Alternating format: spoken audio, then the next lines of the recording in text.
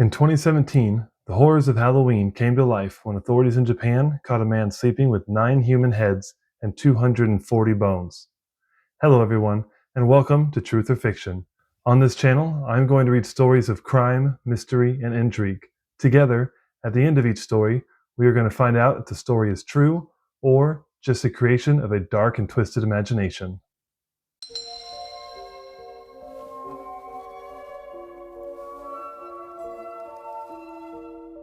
Today, we discuss the incidents involving Takahiro Shiraishi, who gained fame as a Twitter killer, and how he used social media for his sinister intentions. Takahiro Shiraishi was born on October 9, 1990, in Zama, Kanagawa Prefecture, Japan. His father was a self-employed construction worker, and his mother was a housewife. He also had a younger sister with whom he had a typical relationship. An introverted personality marked Shiraishi's childhood. He was a quiet and reserved child, often preferring solitary activities over social interactions. Despite his withdrawn nature, those who knew him would describe him as polite and unassuming. There were no overt signs during his early years that foreshadowed the darkness that would later consume him. During his teenage years, Shiraishi's introversion deepened into isolation. He struggled to form meaningful relationships and found it difficult to fit in at school. He attended local schools, but did not excel academically or socially. This period was characterized by a growing sense of alienation and loneliness, which would only later become significant in understanding his motives. Moreover, adding to his loneliness, his parents divorced, and his sister and mother moved out. His grades were mediocre in school, but he was a conscientious student who, according to a former classmate, didn't particularly stand out, nor was he a gloomy person. As another schoolmate told a local Tokyo newspaper, he was fond of athletics and baseball, and was considered more of a listener than someone who would talk about himself. A person claiming to be a former classmate of Shiraishi's mentioned on Twitter that he was so ordinary and low profile that most classmates wouldn't have recognized him when news of his alleged crimes came out. However, there may have been early warning signs to his dark and twisted nature. An elementary school peer told a private TV network that Shiraishi and his friends entertained themselves by choking each other. This individual, who wished to remain anonymous, recalled that Shiraishi had once lost consciousness while playing the choking game. 2 of the 9 people he murdered showed signs of strangulation. One had a broken neck, and the other exhibited bleeding patterns typically associated with choking. It's strange how these small little things early in life show the possibility of someone being a crazy monster later in life. After graduating high school in 2009, Shiraishi secured a full-time job at a supermarket, but resigned 2 years later. Shiraishi drifted through various low-paying jobs. He worked in a supermarket, a pachinko parlor, and other temporary positions. His employment history was sporadic and unstable, reflecting his inability to find purpose or path in life. This period further contributed to his sense of worthlessness and deepening depression. In 2017, Shiraishi found employment as a scout in Kubakicho, Tokyo's notorious red light district. His job involved recruiting women to work in hostess clubs and prostitution houses. Authorities eventually arrested him for recruiting a young woman for a sex shop, knowing full well that she would be coerced into prostitution. Eventually, he was sentenced to jail, but that sentence was later suspended. After this, several individuals tweeted calling him words like creepy scout. One person, apparently working in the same industry, posted a photo of Shiraishi with the caption, "Watch out for this scout." However, a woman who claimed to have been in a relationship with him until the summer of 2016 described him as a gentle character, who was never angry with women. She said that when she expressed her desire to break up, he hugged her and pleaded with her not to leave. Moreover, this was also the time when he had told his father that he felt his life was meaningless and that he had developed criminal tendencies. The label Twitter killer emerged from Shiraishi's use of social media apps like Twitter to attract his victims. In early 2017, Shiraishi began using Twitter to target individuals expressing suicidal thoughts. He created multiple accounts, posting as a sympathetic listener who could understand their pain and offer a way out. Shiraishi's modus operandi involved meticulous planning and psychological manipulation. He would engage with his potential victims through direct messages, building a rapport by expressing sympathy and offering a non-judgmental space to discuss their feelings. His twisted approach involved offering to either assist them in their suicide or watch them die.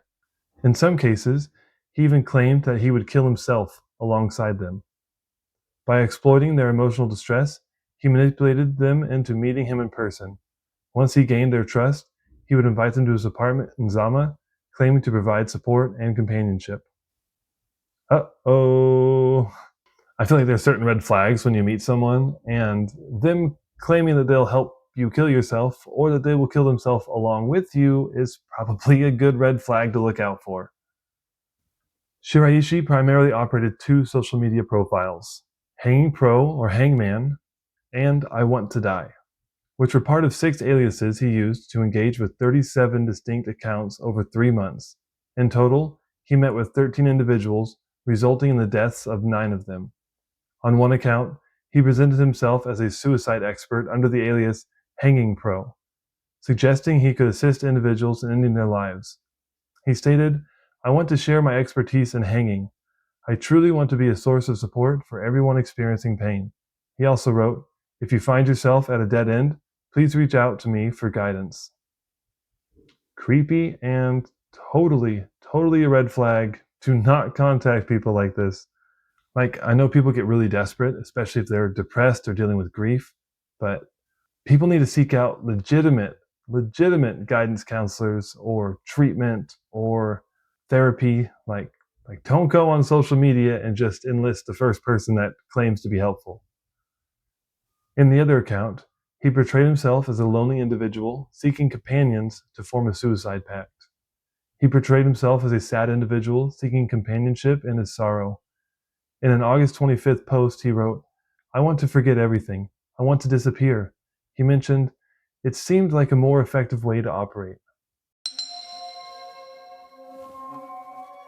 Between August and October of 2017, Shiraishi lured a total of 9 victims, 8 women and 1 man, to his apartment. His youngest victim was a 15-year-old girl, and the oldest was 26. Shiraishi believed he had found his soulmate in victim A, a 21-year-old company employee who had previously struggled with suicidal thoughts following her best friend's death by suicide. However, their relationship soured when she asked him to repay a loan, and he became jealous, suspecting another man was involved. Shiraishi found the frequent arguments irritating and attacked her from behind in jealousy. As days passed without detection, he began to believe that he could escape responsibility for the murder. Seeing as the trials called the victims A, B, C, D, and so forth, I will do that as well to respect their privacy.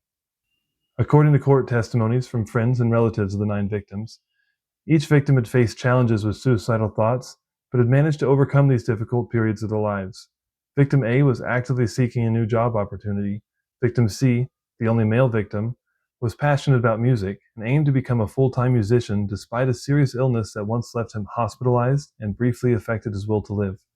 Victim B, aged 15, had second thoughts about her meetup with Shiraishi, but felt pressured to meet Shiraishi due to the age gap between them. Victim D, age 19, had recently purchased a kimono for Coming of Age Day, a significant event in Japan marking a person's 20th birthday. Victim E, age 26, was a divorced mother with a 9-year-old daughter. Her ex-husband recalled her deep love for their child, always prioritizing her needs despite their financial limitations. Victim F, age 17, dreamed of pursuing a career as a nurse. Victim G, also 17, worked part-time at a gyoza dumpling shop and had promised her family they would make gyoza together. Victim H, age 25, had previously been socially withdrawn, but had recently started working part-time at a convenience store. She had expressed hopes of marrying and starting a family, diligently saving money for her future. Victim I, age 23, struggled with depression following her mother's death in June 2017, but was gradually recovering with the support of her brother. It was her brother who eventually uncovered Shiraishi's crimes. After each victim would agree to meet him, Shiraishi would give them alcohol and drug them with sleeping pills before robbing them.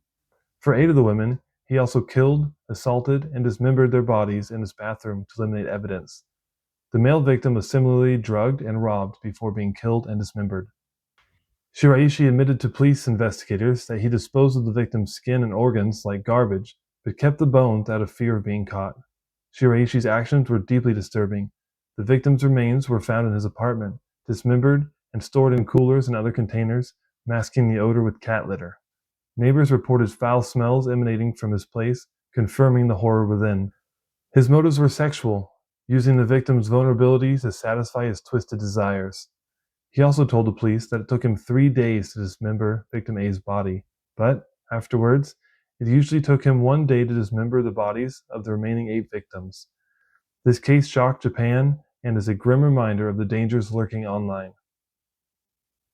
It's crazy to me how many serial killers have gotten away with their neighbors smelling strange smells coming from their apartment or their house, and nothing ever comes of it. Like, sometimes the police even come and investigate and don't find anything obvious and leave, and the person just goes on continuing killing people for however long until they're finally caught from some other means. The discovery of Shiraishi's crimes came on October 30th, 2017, when police visited his apartment during an investigation into the disappearance of a 23-year-old woman. Inside, they found dismembered body parts belonging to multiple victims. The investigation that led to Shiraishi's arrest began with a missing persons report filed by the brother of one of his victims. He had accessed her Twitter account and discovered her interactions with Shiraishi. Working with the police, they traced her last known location to Shiraishi's apartment. Upon his arrest, Shiraishi confessed to the murders without hesitation. He provided detailed accounts of how he lured, killed, and dismembered his victims. His calm and detached demeanor during the confessions was chilling, indicating a complete lack of remorse or empathy. The police also found scissors, knives, a saw, and woodworking tools that were used in the murders. Shiraishi mainly targeted women, gaining their trust with sweet words like expressing love or a strong desire to meet them, even while managing relationships with multiple women simultaneously. One woman reportedly stated in 2017 that she considered herself fortunate, explaining that she had a date with Shiraishi at his house, but he canceled, saying it was because he was meeting some friends. That's insane. Oh, to be that woman, to know that you just narrowly escaped getting murdered by this guy. Boy, it's probably got to cause some trauma or something as well, right? A former hostess from one of the parlors Shiraishi worked with tweeted about her narrow escape after her parlor declined Shiraishi's request to take her on a date. She mentioned that the parlor had politely turned him down and reflected on how, if they hadn't, she believed she would have been dead. The thought gave her chills. Again, like, these women that just narrowly escaped this man are incredibly lucky.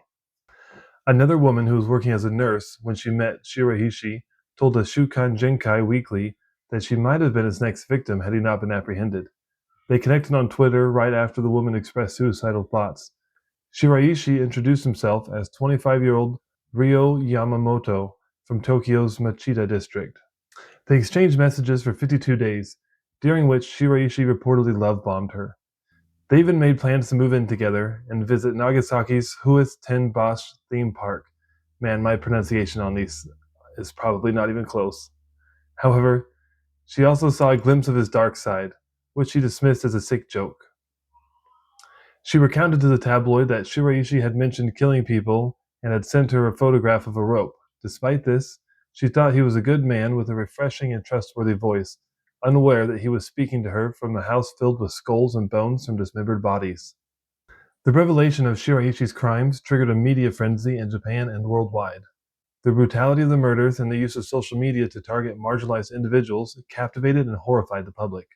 The case sparked intense debates about mental health, the role of social media, and the protection of suicidal individuals online. Victims' families expressed profound grief and anger, demanding justice for their loved ones.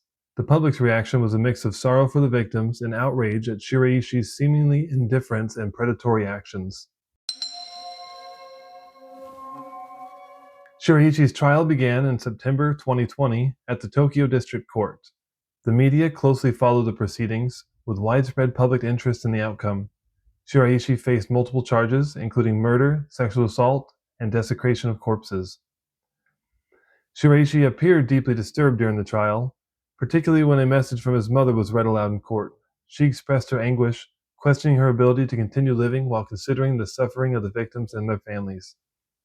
When the prosecution asked him to imagine his mother and sister being strangled, sexually assaulted, and killed, he responded by stating that he would kill the perpetrators.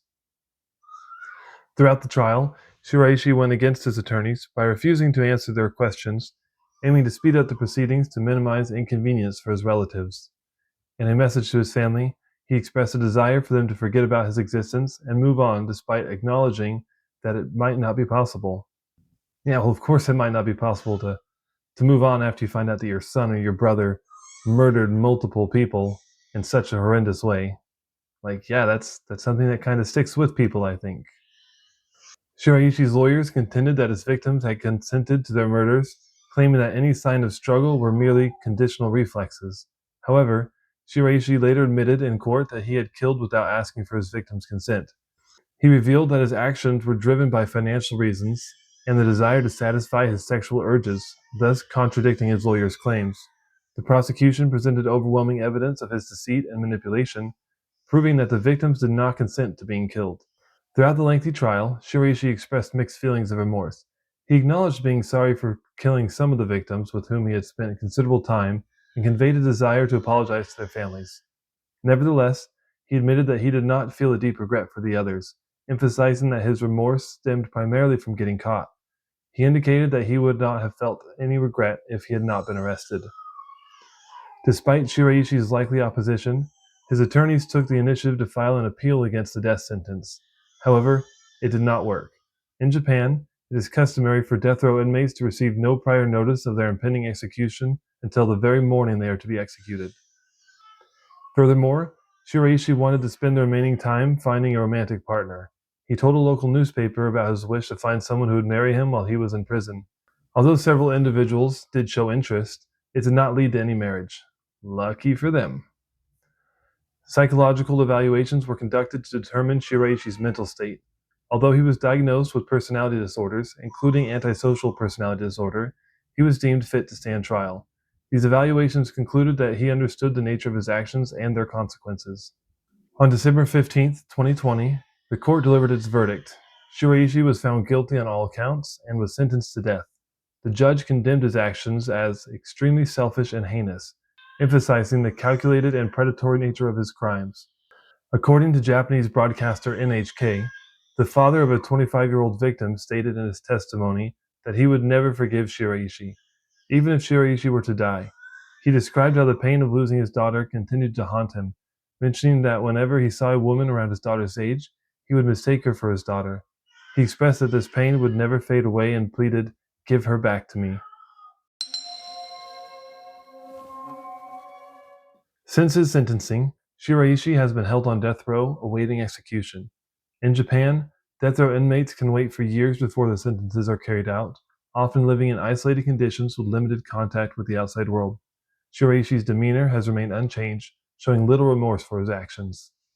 Shiraishi's case continues to be a subject of interest and debate. Some argue that his mental health issues should have been considered more carefully, while others believe that his calculated and remorseless behavior warranted the death penalty. The case also highlighted the need for suicide prevention measures in Japan. The Twitter killer case prompted significant changes on how social media platforms handle content related to mental health and suicide. Twitter and other platforms introduced stricter policies and tools for reporting and addressing suicidal ideation and harmful content.